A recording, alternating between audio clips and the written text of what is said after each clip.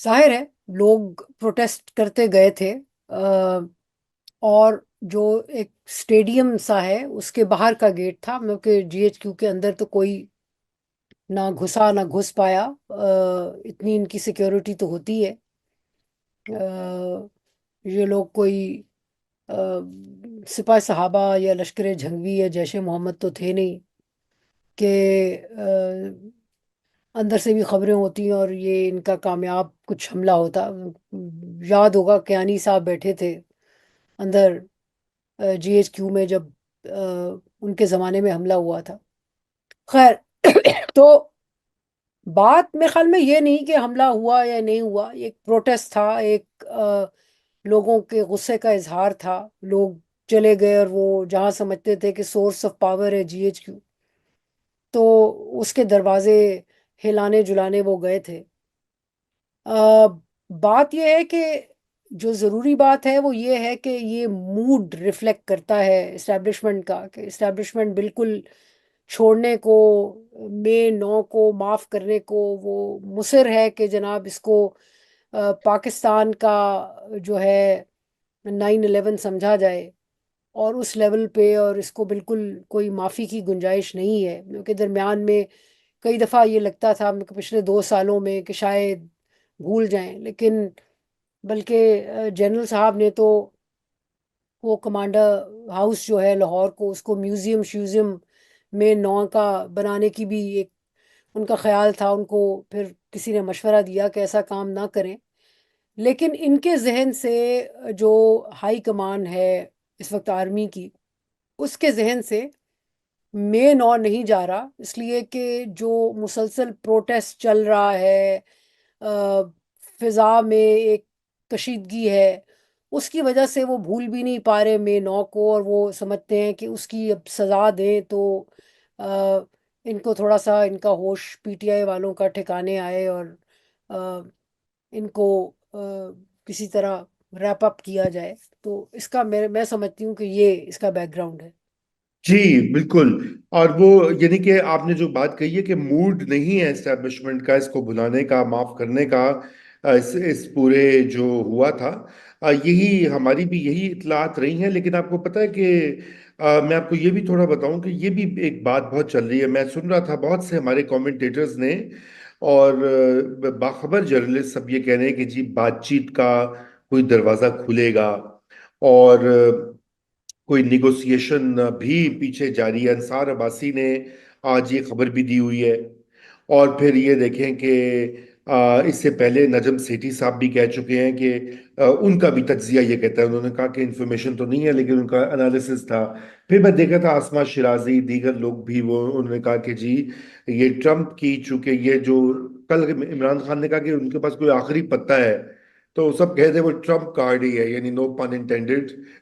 तो कि ये किस हद तक ट्रम्प कार्ड या जो है आप समझती हैं कि ये असरअंदाज कर सकता है? क्या वाकई अमेरिका की इतनी से है कि वो पाकिस्तान की इस्टेब्लिशमेंट को अपनी मौजूदा जो पॉलिसी, ये जो मूड है अनफॉरगिविंग, इसे दूर कर सकता है? सोचने में कोई हर्ज नहीं है कि कर ले, कि हो सकता है। देखें, जिसको कुछ नजर ना आ रहा हो तो वो जिसे कहना तिनके का सहारा भी ढूंढता है। तो पीटीआई और इमरान खान की जो सपोर्ट बेस है वो समझते हैं, और बात यह है कि उन्होंने जो डायस्पोरा में बहुत सारी पीटीआई की सपोर्ट बेस है, उन्होंने बड़े पैसे भी लगाए हैं, बहुत इन्वेस्ट किया है ट्रम्प की उसमें। क्योंकि मेरी बड़े अच्छे दोस्त हैं स्कूल कॉलेज के, उनसे बात होती है, प्रोफेशनल डॉक्टर्स वगैरह, वो कहते हैं कि जी हमने तो ट्रम्प को सिर्फ इसलिए दिया वोट क्योंकि वो इमरान खान को छुड़वाएगा। ठीक है, हाँ। तो ये एक है। देखिए, अभी तक तो ट्रम्प ने इधर उधर बहुत सारे बयानात दिए हैं, बल्कि ये भी बताया गया कि जी अभी जो इप्री की इस्लामाबाद पॉलिसी रिसर्च इंस्टीट्यूट की कॉन्फ्रेंस हुई थी, मरगला डायलॉग, तो उसमें अमेरिका से वली नसर और स्टीव कोल वगैरह आए थे। तो जो खबरें पहुंची लाहौर से वो ये था कि उन्होंने बताया इनको कि जी ट्रम्प की टीम में एक कोई पाकिस्तानी है जो बहुत इफेक्टिव है और वो प्रो इमरान खान है। लेकिन उसके बावजूद आप ये देखें कि अभी तक तो कोई स्टेटमेंट ट्रम्प का नहीं आया जिसमें जाहिर हो कि वो उसने कोई नहीं आया। नोटिस लिया है। ठीक है। कोई नहीं आया, बिल्कुल। बिल्कुल। दूसरा ये है कि अगर पाकिस्तानी मिलिट्री समझती है कि ये उनका वो एक इशू है जिस पे कोई कॉम्प्रोमाइज नहीं है, तो आप ये देखें ना कि ट्रम्प के ज़माने में ट्रम्प ने कितना उनसे कहा था कि भाई वो डॉक्टर आफरीदी को छोड़ दो, हाँ। तो वो भी नहीं छोड़ा था। तो बिल्कुल। मतलब ये कि the pressure has to be immense. हाँ। हम ये समझते हैं कि ट्रम्प आके कोई ये है कि पाकिस्तान को वो कोई ऐसा नहीं है क्योंकि पाकिस्तान उसके रेडार पे नहीं है इतना। तो जैसे बाइडेन एडमिनिस्ट्रेशन आईएमएफ वगैरह के साथ इनकी गुफ्तगू करवा रही है, world bank, ADB, Asian development bank, ये कितना करेगा? जितना नॉर्मल उसमें करते हैं वो शायद करे, लेकिन पाकिस्तान की कोई सिग्निफिकेंस है नहीं अमेरिकन सिस्टम में इस वक्त। राइट। तो मेरा अपना ख्याल नहीं है, मैं नहीं समझती कि कोई बड़ा प्रेशर आएगा। हो सकता है राइट।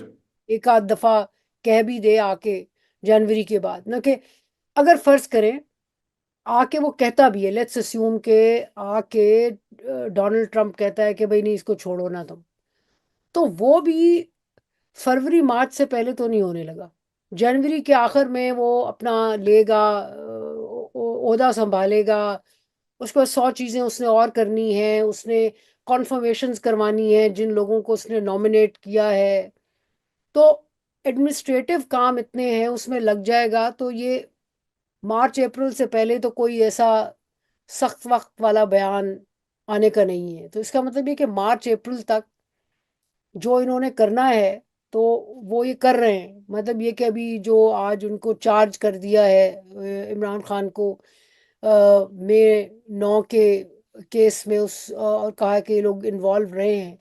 तो अगर फर्ज करें एटीसी ने मतलब कि पहली अदालत ने, मतलब कि ये तो पहला मरहला है ना, एटीसी के बाद ये अपील में भी जाएंगे, वो सारा सिलसिला मतलब कि जो तमाशा है, सर्कस जो है वो तो चलता रहेगा, ख़त्म नहीं होगा अनलेस के कोई इनसे गुफ्तो शनीद समझौता हो जाता है।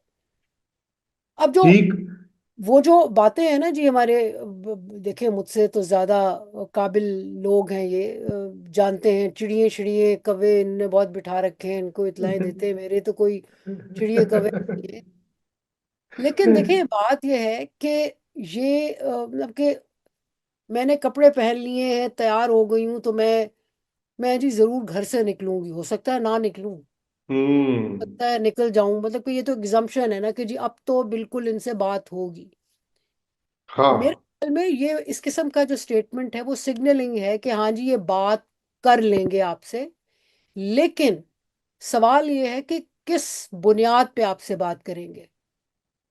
ये एक मैक्सिमलिस्ट पोजीशन ले ली है इस्टेब्लिशमेंट ने।